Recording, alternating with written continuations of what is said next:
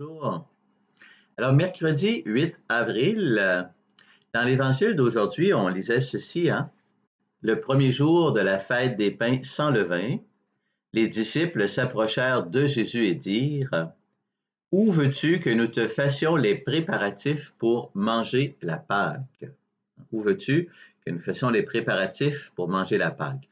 Alors, je vous propose aujourd'hui simplement de partager avec vous quelques petits mots pour préparer cette fête de Pâques, qui va être une fête de Pâques bien particulière, hein. Ce sera vraiment exceptionnel. Nous allons tous vivre Pâques chacun dans nos maisons, peut-être complètement seuls, comme moi, peut-être à deux ou trois ou quelques-uns avec votre famille, les gens qui vivent dans votre maison. Alors, d'abord, ça nous remet en communion avec nos origines juives. Vous vous souvenez que la Pâque chez les Juifs est une fête très familiale. Déjà, c'était le commandement que le Seigneur avait donné par Moïse au tout début, au livre de l'Exode, hein, que chacun prenne un agneau par famille, un agneau par maison. Donc, hein, la fête de Pâques, c'est d'abord une fête qu'on célèbre en famille, à la maison, et c'est l'occasion de transmettre l'héritage de la foi, les choses les plus importantes de l'héritage de foi. Alors, pour les Juifs, c'était bien sûr le rappel de la sortie d'Égypte, et il y a plein de symboles et même de jeux pour transmettre, pour faire poser des questions aux enfants. Je me souviens, dans mon adolescence, on revivait un petit peu le repas pascal juif avec des groupes de jeunes et c'est resté marqué, hein, plein de symboles. Il y avait évidemment les herbes amères. Et là, les enfants demandent pourquoi des herbes amères? Ah, parce qu'en Égypte, la vie était bien amère. Et puis, on trempe nos aliments dans l'eau salée. Pourquoi l'eau salée? Ah, parce que ça rappelle toutes les larmes qu'on a versées en criant vers le Seigneur. Et puis, il y avait la lecture du psaume 104, dans lequel on reprend toutes les plaies d'Égypte. Et à chaque plaie d'Égypte, on trempait un doigt, comme ça, dans une coupe de vin, puis on mettait une goutte de vin sur la nappe, hein? Ah, parce que le Seigneur était intervenu avec une main puissante pour nous libérer d'Égypte. Et puis la ficomane, hein, un morceau de pain azime qu'on allait cacher pour garder l'attention des enfants jusqu'à la fin, bon, etc. Alors nous, on est peut-être moins habitués à ça, mais cette année, ça peut être l'occasion de retrouver cela. Soit avec des enfants si on en a, mais même entre nous, même seuls, hein, prendre le temps d'utiliser des symboles pour nous aider à entrer dans ce Triduum pascal. D'abord, je vous rappelle qu'à partir de jeudi soir, jeudi au souper, nous ne sommes plus en carême. Ah, ce n'est plus le carême. Le carême se termine et là, on entre dans le Triduum pascal et chaque jour de ce Triduum pascal a sa propre signification. Alors, pour le repas du jeudi saint, alors on sort une belle nappe, hein. Moi, ici, en fouillant dans la maison, j'ai trouvé une belle nappe comme ça avec une gerbe de blé puis des raisins. Bon, on met une belle table, on peut même avoir une coupe de vin si on en a à la maison. C'est pas carême, c'est le jeudi saint. On rappelle le grand repas du jeudi saint. Bon, évidemment, je vous dis tout ça, c'est pas le temps de courir à l'épicerie si vous manque deux, trois affaires, là. On y va avec ce qu'on a dans la maison, mais quand même, on peut mettre sur la table un beau panier de pain comme ça, du raisin, etc. Une belle table, on rappelle le jeudi saint. C'est l'occasion j'ai retrouvé aussi, vous voyez, la scène, hein, la fameuse image de la dernière scène, si on en a c'est l'occasion de la sortir dans notre coin de prière ou près de la cuisine, hein, mettre en évidence la dernière scène. Peut-être c'est l'occasion de se rappeler les noms des 12 apôtres. Est-ce qu'on s'en souvient?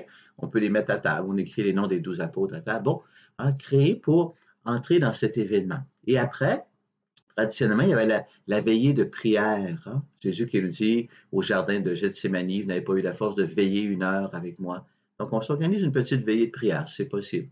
En une heure avec Jésus. Moi, j'aimais beaucoup dans cette veillée de prière reprendre les textes du discours d'adieu de Jésus, chapitre 14, 15, 16, 17 de Saint Jean. On fait mémoire. Jésus a partagé plein de choses, son testament spirituel, on en fait mémoire. Donc, jeudi saint. Ensuite, vendredi saint, hein, évidemment, donc on sort la croix, si on a une belle croix, donc on la ressort, hein. On peut faire notre propre vénération de la croix, évidemment, un chemin de croix. Bon, c'est une journée de jeûne, on fait la journée de jeûne, on dépouille la table, la belle table qu'on avait montée le jeudi, on la dépouille. C'est l'occasion de commencer la neuvaine à la Divine Miséricorde. Plusieurs d'entre vous avez déjà, hein, ce petit livret ou autre, une neuvaine. Donc la Divine Miséricorde, donc la neuvaine à la Divine Miséricorde commence vendredi saint et va se terminer le samedi après Pâques. Sinon, sur Internet, vous allez trouver cela. Le samedi saint, c'est une journée de silence, de dépouillement, en compagnie de Marie, où on attend. On est dans l'attente. Donc, alors, on sort notre plus belle statue de Marie. On est sorti une ici en arrière. On prie avec Marie dans l'attente de la venue du Sauveur. J'ai ressorti ici mon image. Plusieurs d'entre vous se souviennent de samedi saint au matin, on avait un moment de prière ensemble autour du visage de Jésus. On se rappelait comment le visage de Jésus, qui est maintenant dans le tombeau, nous était cher, puis on allait parfumer le visage de Jésus avec les saintes femmes qui préparent les aromates.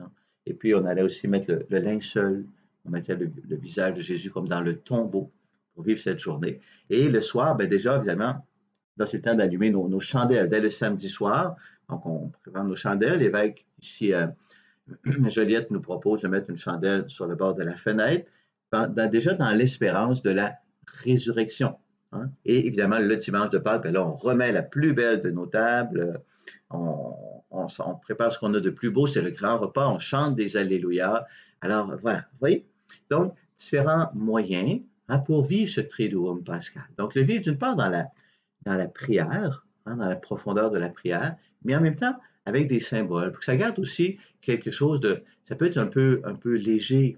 Et surtout, c'est l'occasion de redécouvrir comment nos maisons, c'est important, nos maisons comme lieu de transmission de la foi, comme lieu où on vit la foi, seul ou avec d'autres. Hein? Et donc, on peut le faire de toutes sortes de manières, simplement par des gestes, par des prières, des choses qui nous rappellent les moments importants de notre foi.